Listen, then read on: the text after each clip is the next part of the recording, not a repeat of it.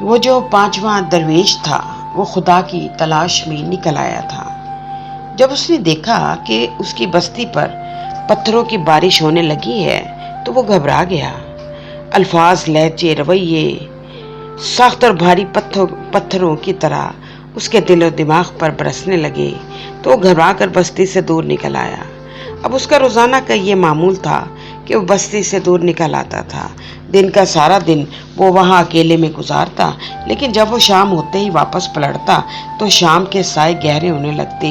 وہ یہ سوچا کرتا تھا کہ وہ بھی شامیں ہوا کرتی تھیں جب وہ تنزیلہ کے ہمراہ کسی ساحل پر گھنٹوں گزار دیتا تھا۔ اس کی باتوں اور اس کی چوڑیوں کی کھنک اس کے دل میں اترنے لگتی تھی۔ دنیا اس کے دل میں سمٹ آئی تھی۔ پھر سب کچھ ہی بدل گیا۔ ایک شام اس کی بستی کے لوگ گھبرائے ہوئے مدد کے لیے پکار رہے تھے۔ وہ جلدی سے باہر آیا۔ باہر بڑے بڑے پتھر میدان، گھر اور بازار میں بکھرے پڑے تھے۔ یہ کیا؟ وہ حیران رہ گیا۔ اس سے پہلے تو ایسا ماجرا اس نے کبھی نہیں دیکھا تھا۔ ایسا لگتا تھا کہ سارے کے سارے پتھر آسمان نے برسا ڈالے ہوں۔ وہ کافی دیر تک وہاں کھڑا رہا۔ اس کے ابا مرحوم کہا کرتے تھے کہ جب خود غرضیاں اور منافقتیں بستی میں گھر کر لیتی ہیں تو انسان پتھر بن جاتی ہیں۔ یہ اکلخت اسے محسوس ہوا کہ ہر طرف بکھرے ہوئے پتھر نما انسان ہیں، لیکن ان پتھروں میں وہ انسانوں کو کہاں تلاش کرتا۔ وہ گھر واپس آ گیا۔ اپنی چارپائی پر لیٹا ہی تھا کہ گھر سے باہر پھر اسے لوگوں کی آہ و بکا سنائی دی۔ یا الہی، یہ کیا ماجرا ہے؟ وہ صحن میں آیا جہاں دو بھاری پتھر عین درمیان میں آ گرے تھے۔ اس نے خود کو چھو کر دیکھا۔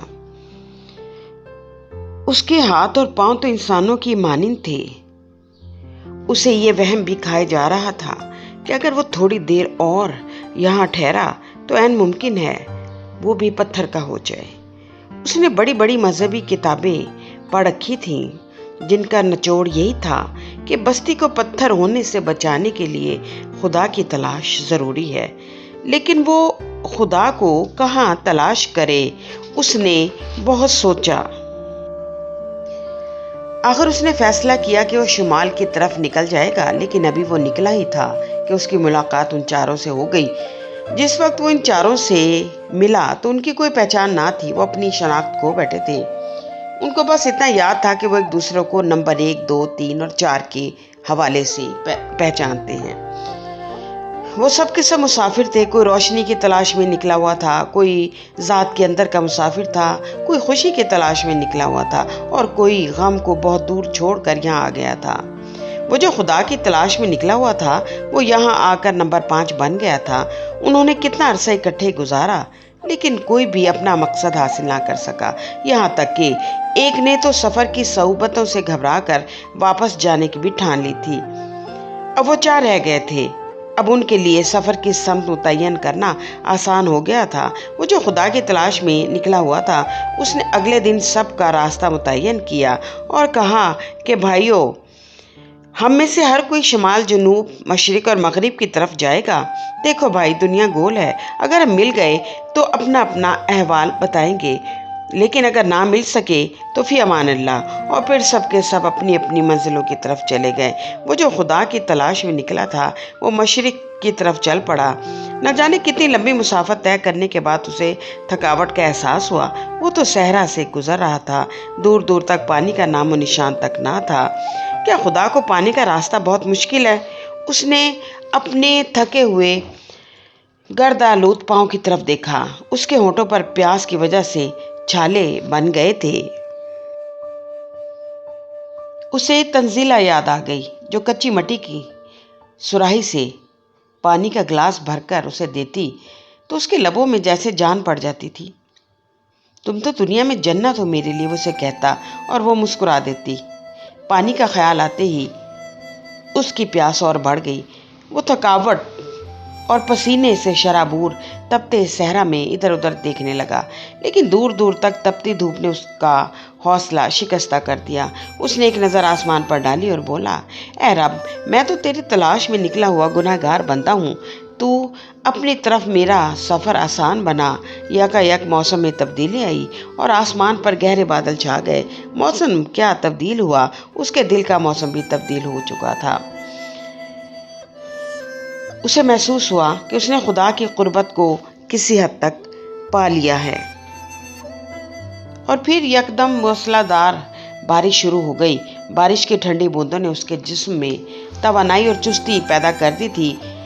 وہ کافی دیر تک بارش میں بھیگتا رہا۔ یکدم اس کی آنکھ کھلی تو اسے احساس ہوا کہ وہ تو سو گیا تھا۔ موسم کی ٹھنڈک نے اس کے اندر راحت اور سکون بھر دیا تھا۔ وہ یکدم اٹھ کھڑا ہوا۔ اسے ابھی تو سفر جاری رکھنا تھا۔ اس نے سفر برقرار رکھا۔ نہ جانے کب تک وہ چلتا رہا۔ اب وہ صحرا کو چھوڑ کر ایک بیابان سی بستی کی طرف بڑھ رہا تھا۔ خالی خلی بستیاں اور بیابان سڑکیں ایک ہو کا عالم پیدا کر رہی تھیں۔ شام کے سائے بھی گہرے ہو رہے تھے۔ اسے دور کہیں بستی میں دیا ٹمٹماتا ہوا نظر آیا۔ وہ تیز تیز قدم اٹھاتا ہوا اس جھونپڑی کی طرف چل دیا۔ جھونپڑی کے اندر بالکل خاموشی تھی۔ ایک شخص کہیں کونے میں دنیا مافیہا سے بے خبر گہری نیند سو رہا تھا۔ وہ اس کے قریب جا کر بیٹھ گیا اور اس کے اٹھنے کا انتظار کرنے لگا۔ کتنا سمے گزر گیا، رات کی تاریکی بڑھ گئی، لیکن وہ نہ اٹھا۔ آخر کار پانچویں درویش نے اپنے قریب جگہ کو صاف کیا اور وہیں پر لیٹ گیا۔ نہ جانے کب اس کی آنکھ لگ گئی۔ وہ سوتا رہا۔ جب اس کی آنکھ کھلی تو دن چڑھ آیا تھا۔ اس نے چارپائی پر نظر ڈالی۔ وہ شخص وہاں موجود نہیں تھا۔ وہ جلدی سے جھونپڑی سے باہر آیا۔ وہ شخص کچھ بنانے میں مصروف تھا۔ اسے دیکھ کر وہ بولا، اکثر یہاں پر بھولا بھٹکا مسافر آ جاتا ہے۔ تم بھی بھولے بھٹکے مسافر ہو۔ میں نے سوچا تمہارے لیے کھانے پینے کا انتظام کروں۔ وہ شخص بولا۔ پانچواں درویش واپس آ کر چارپائی پر بیٹھ گیا۔ کھانے سے فراغت کے بعد اس شخص نے پوچھا، کہاں سے آئے ہو؟ تمہارا نام کیا ہے؟ میرا نام برہان الدین ہے۔ وہ بولا۔ کس لیے صحرا اور ریگستانوں کا سفر کر رہے ہو؟ خدا کی تلاش میں۔ وہ سر جھکا کر بولا۔ خدا کی تلاش میں؟ وہ حیران ہوا۔ پانچواں درویش خاموشی سے بیٹھا رہا۔ پھر وہ شخص بولا، دیکھو میرے بھائی، میں تمہیں ایک واقعہ سناتا ہوں۔ ایک ریاست کے والی پر جب گناہوں کا بوجھ بڑھ گیا تو اسے کسی مرد دانا نے بتایا کہ خدا کو تلاش کرو تاکہ تمہارے اندر کا بوجھ کم ہو جائے۔ اور پھر اس نے اگلے دن اعلان کروایا کہ جو کوئی خدا کو تلاش کر کے لائے گا اسے آدھی سلطنت کا وارث بنا دیا جائے گا۔ اب سب لوگ آدھی سلطنت کے لالچ میں نکل کھڑے ہوئے، لیکن سمجھ میں نہ آیا کہ خدا کو کہاں اور کیسے تلاش کریں۔ ایک دن ریاست کا والی خود خدا کی تلاش میں نکل کھڑا ہوا۔ راستے میں ایک سائل نے اس سے سوال کیا کہ سنا ہے کہ تو ریاست کا والی ہے، میں بیمار اور لاچار ہوں، میری مدد کر، خدا تجھ سے خوش ہوگا اور تجھے اپنا بندہ خاص بنائے گا۔ اس نے گلے سے بیش قیمت ہار اتار کر اسے دے دیا۔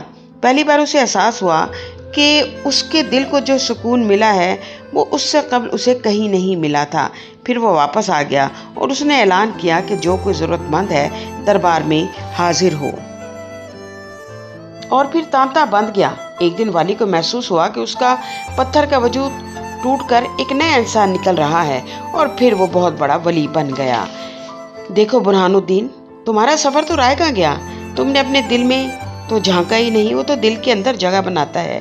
اگر تو پتھر کے وجود کو اتار پھینکے تو تیرے اندر سے ایک نیا انسان نما انسان نکل سکتا ہے۔ پانچواں درویش اس شخص کی باتیں سن کر حیران رہ گیا۔ پھر اس نے فیصلہ کیا کہ وہ اگلی صبح واپس لوٹ جائے گا اور اپنے اندر خدا کو تلاش کرے گا۔ اگلی صبح وہ سفر کے ارادے سے نکلا تو چارپائی پر اس شخص کو دیکھ کر حیران رہ گیا۔ چارپائی پر موجود شخص پتھر کا ہو چکا تھا۔ یہ کیا؟ پانچواں درویش حیران رہ گیا۔ اس نے قریب سے اس شخص کو دیکھا جو بالکل اسی شکل و صورت اور حلیے کا تھا۔ اسے محسوس ہوا کہ وہ ابھی پتھر کے بت سے نکلا ہے۔ وہ جلدی سے باہر آ گیا۔ اب اس کا نیا سفر ذات کے اندر کا سفر تھا، جہاں اس نے اس خدا کو تلاش کرنا تھا جس کے لیے وہ صحرا اور ریگستانوں میں بھٹکتا رہا تھا۔